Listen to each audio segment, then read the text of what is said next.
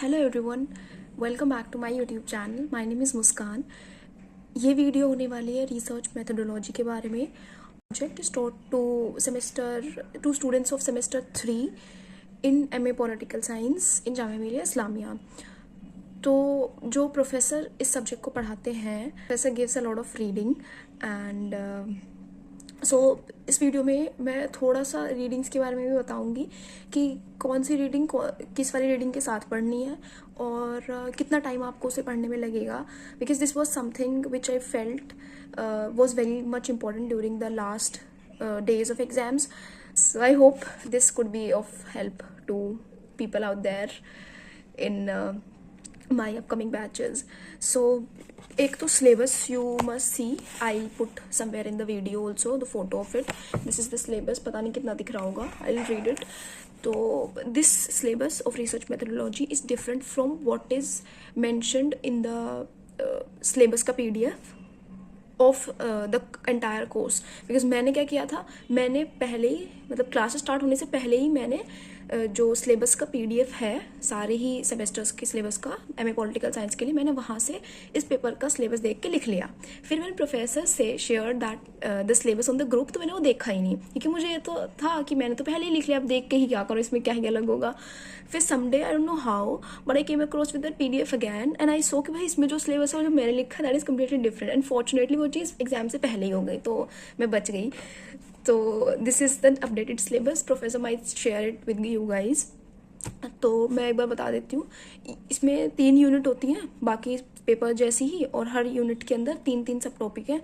तो I will put in the video, तो आप उधर से देख लेना एक बार। Asking and answering research questions, inference and causality, concepts and measurement, what to observe and what to avoid. Unit 2 में है case selection, increasing observable implications, process tracing.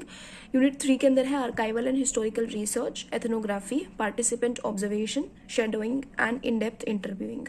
Syllabus का रेलेवेंस ये है कि बहुत बार क्या होता है, प्रोफेसर्स व्हाट डू जर्नली, वो सिलेबस के अंदर से टॉपिक्स को डायरेक्टली उठा के दे गिव इट। फॉर एग्जांपल जैसे प्रोसेस ट्रेसिंग का यूनिट 2 में सब टॉपिक 3 है, तो इस शॉर्ट नोट के अंदर आ गया एक कि प्रोसेस ट्रेसिंग, ये शॉर्ट नोट के अंदर आ गया कोई भी और, जैसे कि मे बी यहाँ से कॉजेलिटी आ गया, या फिर एथनोग्राफी या शेडोइंग, इन डेप्थ इंटरव्यूइंग, इनमें से कुछ भी आ गया। तो इसलिए सिलेबस के टॉपिक्स की जो हेडिंग्स है ना, उनके बारे में आपको पता होना चाहिए for this paper also. And now I will come to the readings. तो ये रीडिंग्स हैं। मैंने इस पेपर में क्या किया, also put this in the video somewhere. मैंने इसमें क्या किया है, मैंने इसमें यूनिट वाइज जो हमें रीडिंग्स दी गई थी, मैंने वो यूनिट वाइज लिखी है, उसके आगे उसके पेजेस भी लिखे हैं, ठीक है।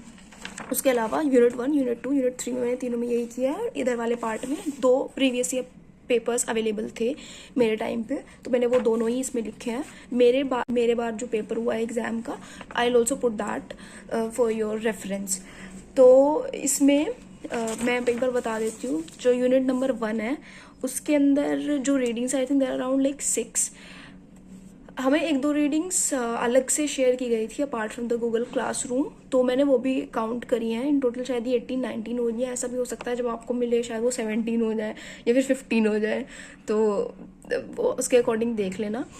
तो I am also making this video keeping in mind because मेरे से पहले वाला जो बैच था उनको भी सेम रीडिंग्स पढ़ाई गई थी और मुझे भी सेम रीडिंग्स पढ़ाई गई हैं, मतलब मेरे वाले बैच को। तो आई एम अज्यूमिंग कि नेक्स्ट वाले बैच को भी सेम रीडिंग पढ़ाई जाएंगी, so in that way it can be of help.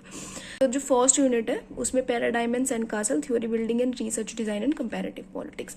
आपको रीडिंग्स पढ़नी कैसे हैं, एक तो क्लास अगर अटेंड करोगे तो थोड़ा आइडिया मिल जाएगा कि रीडिंग के अंदर है क्या, बट उसके लिए आपको खुद से पढ़ के जाना होगा because that is the requirement of the class.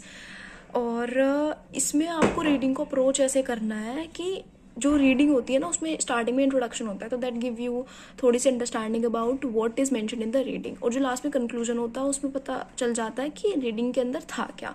But sometimes many a times basically you will have to go deep into the reading, you won't be able to understand because the language in the readings is in that way, थोड़ी tough कह सकते हैं। तो आपको करना क्या है, पहले तो वो इंट्रोडक्शन पढ़ लिया, उसके बाद what you can do, you can try to read it by yourself क्योंकि बहुत सारी रीडिंग्स में ऐसा नहीं है कि आपको कुछ भी समझ नहीं आएगा, कुछ ना कुछ पार्ट तो समझ आ ही जाएगा। You are in masters right now, तो कुछ तो पढ़ा ही है जीवन में। तो आपको उसमें से जो भी समझ में आएगा ना, you note it down, and then what you can do, paragraph wise you copy it and you put it into किसी भी AI एप्लीकेशन में, वहाँ से you can get more clarity about it. But do not completely rely on that, is just a way of making you aware कि reading में है क्या। Ultimately what you will be writing in the exam is the words which are mentioned in the reading. थोड़ा उसमें ऊपर नीचे हो सकता है, you can make the terms easy for yourself, but जो हेडिंग्स हैं, जो सब हेडिंग्स हैं, वो तो आपको रीडिंग की डालनी पड़ेंगी।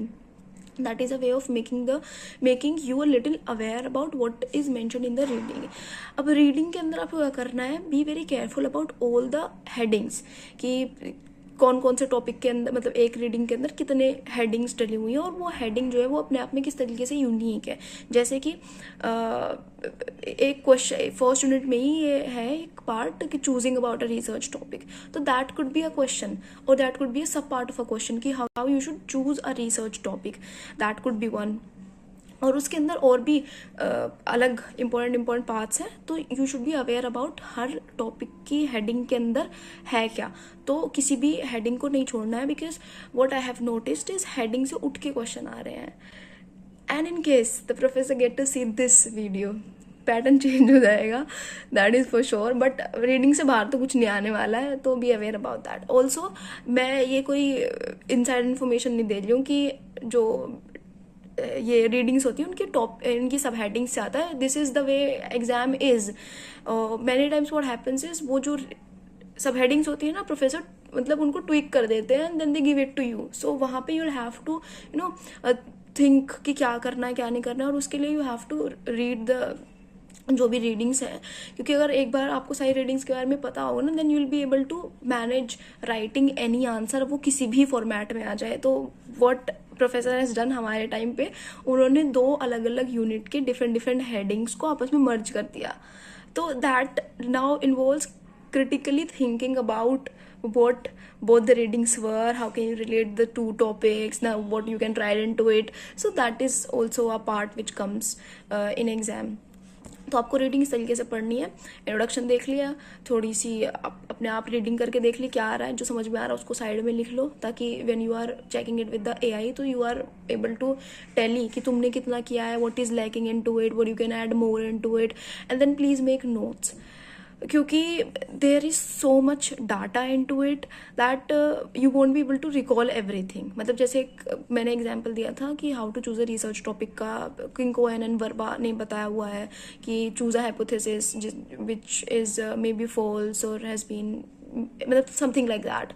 तो उसमें 4-5 चीज़ें लिस्ट है। अब if you are not writing that, how you will be able to remember everything. But in case you are a person जिसको बिना लिखे ही सब कुछ याद हो जाता है, no matter how hard the thing is, then you guys can do whatever you are comfortable with.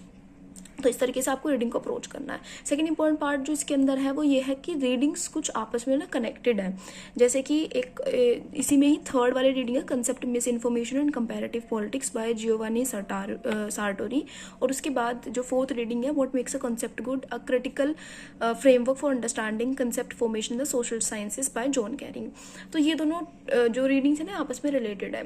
पहली वाली जो है by Sartori, it is about concepts, how concept misinformation is happening in comparative politics.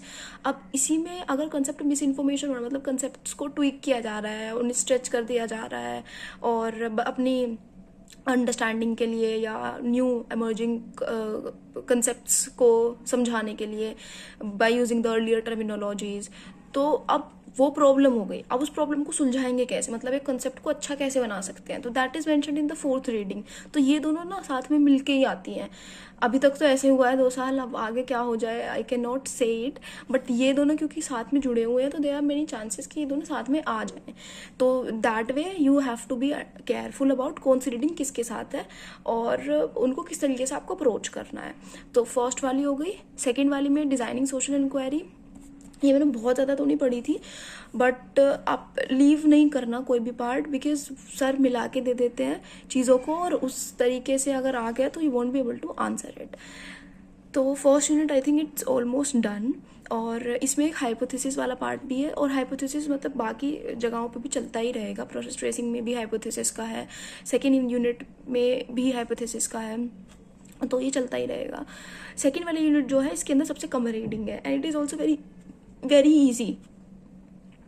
तो इसके अंदर पहली जो reading है guide to method for students of political science, इसमें ये है कि कैसे केस स्टडी क्या होती है, केस स्टडी से थ्योरीज को कैसे क्रिएट करते हैं, कैसे टेस्ट करते हैं, क्राइटेरिया क्या है केस सिलेक्शन का, और रोल क्या है केस सिलेक्शन का, ये सब चीज़ें हैं।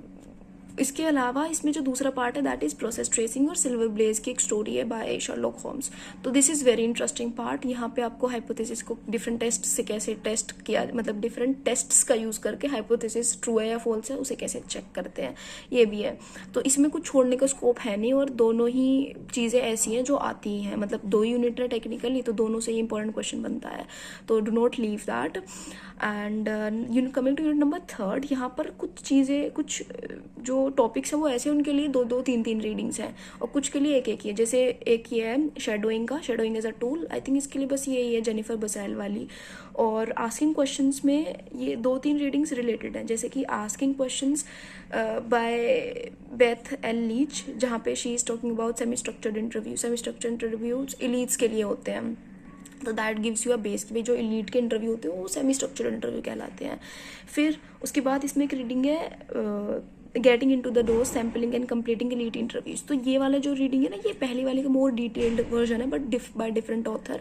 तो नाउ ही इज टेलिंग कि एलीट इंटरव्यू क्या होता है, how you should approach elites, how you should be able to get hold on the terminologies, what is the importance of elite interviews, and why the most important thing is to get access to an elite for interviewing apart from the other important aspects that you must be aware about.